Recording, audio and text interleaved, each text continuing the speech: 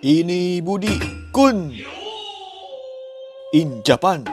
Nah, jadi pas awal-awal gue masuk itu, jadi gue sebagai part-time job dulu. Karena waktu itu gue belum dapat visa kerja. Jadi gue masih visa student dan sekolah bahasa gue masih belum kelar waktu itu. Jadi kalau misalnya visa student itu nggak boleh full-time job, harus part-time job.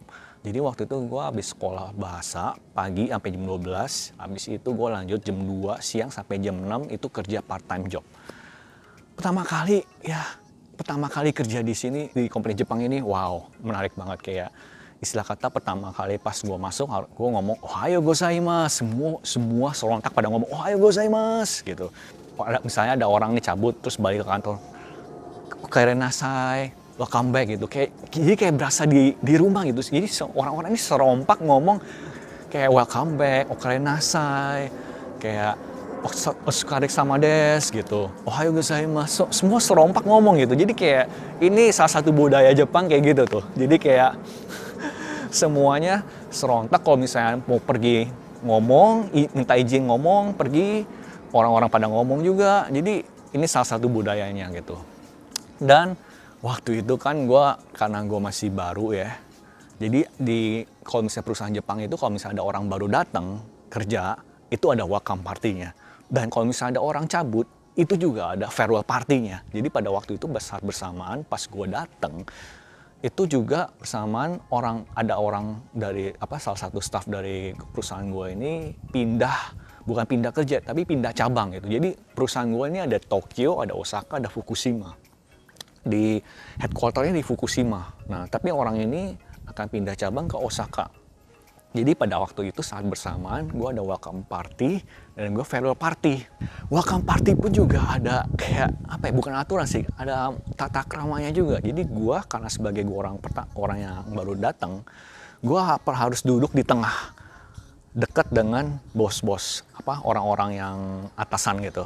Begitu juga orang yang bakal mau cabut ke Osaka, duduk di sebelah gue, duduk di tengah, di antara semuanya itu. Dan juga orang yang baru pertama kali datang, baru masuk kerja, itu ada speech-nya. Jadi gue waktu itu ngomong dalam bahasa Jepang juga pastinya. Kayak pokoknya intinya gue ngomong, terima kasih udah mau terima gue akan bekerja the best, I'm gonna work for the best gitu, in this company gitu. Dan semangat gitu kan. Begitu juga orang yang cabut ke Osaka juga melakukan speech juga gitu. Dan mereka respect sih. Jadi for your information, gue tuh nggak bisa dan nggak suka minum bir atau yang beralkohol gitu. Karena gue nggak suka rasanya aja sih. Dan juga gue gampang mabok gitu sebenarnya. Dan gue bilang kalau misalnya gue tuh nggak bisa minum gitu. Dan mereka respect dengan itu. Mereka minum, tapi gue minum ocha aja gitu. Nah, itu juga salah satu budaya mereka juga gitu. Jadi kalau misalnya ngumpul-ngumpul bareng itu mereka biasanya makan sama minum di izakaya gitu. Dan setelah selesai itu, jadi tradisinya setelah selesai acaranya, jadi pas udah di luar restoran, gue berdiri di tengah-tengah sekeliling orang-orang ini semua ya. Dan gue harus ngomong gambarimasu, semangat gitu. Mereka juga bilang semangat ya kerja gitu. Jadi kayak istilah kata untuk memberikan semangat untuk gue yang akan kerja mulai hari ini gitu. Istilah kata seperti itu.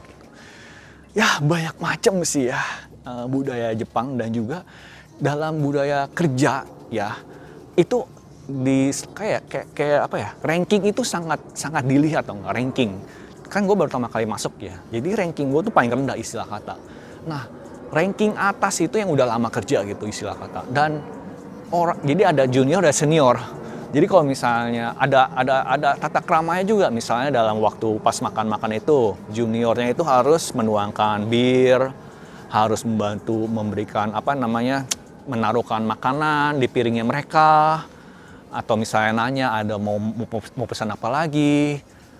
Dan itu pada saat makan-makan. Pada saat kerja pun juga sama, kayak misalkan bukain pintu, terus kayak pencetin tombol lift buat mereka.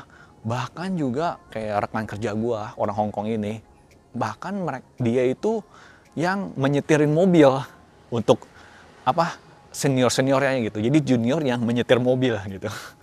Jadi di sini kalau ini gue cuman gue nggak ngomongin secara general ya, gue nggak tahu kalau company lain kayak gimana. Ini company gue kayak gini gitu. Jadi company gue, perusahaan gue ini tapi dibilang cukup kecil lah. Ranking itu bener-bener kayak dilihat banget gitu.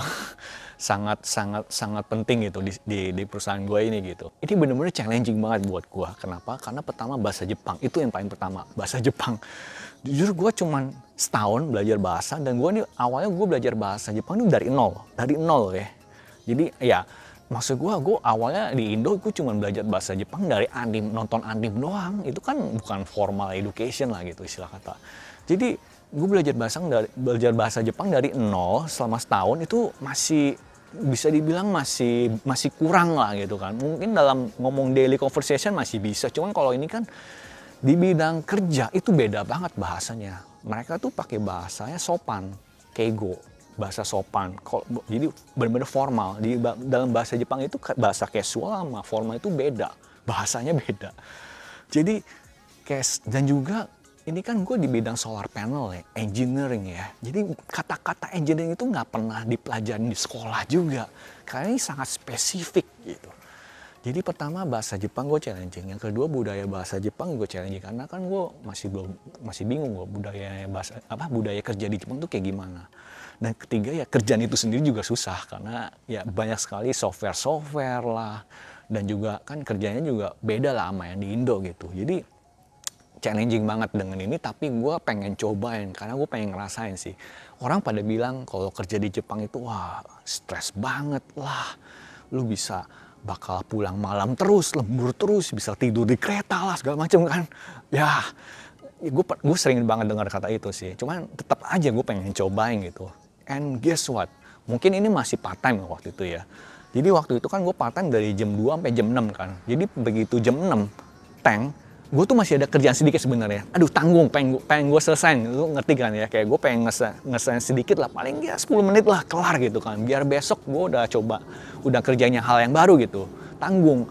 Tapi bener-bener pas jam 6, begitu gue masih ada di situ, orang-orang lain pada pulang. Ini udah jam 6, pulang aja pulang. Ngapain lembur, udah nggak usah. Pulang aja pulang gitu. Jadi mereka bukan ngusir kayak bener-bener, wah kaget gue sih. Jam 6 gue disuruh pulang.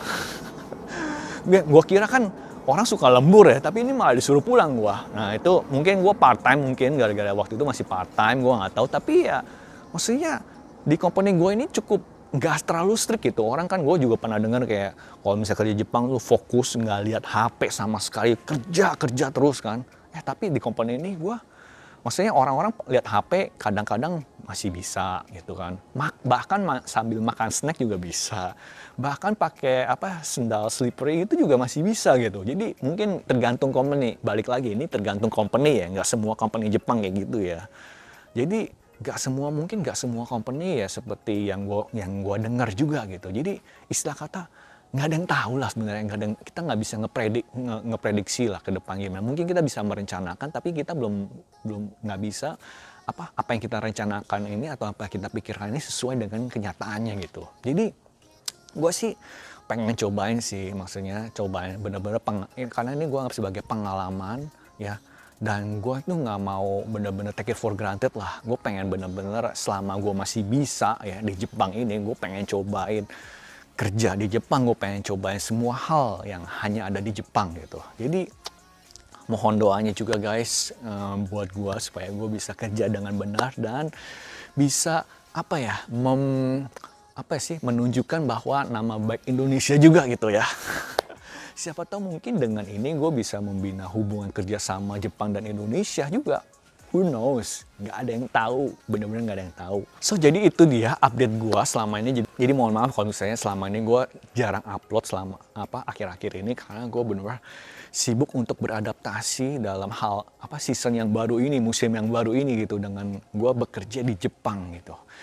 Jadi ya itu aja video kali ini. Thank you so much guys for watching. Please like, comment, and subscribe di YouTube channel ini Budi Kun.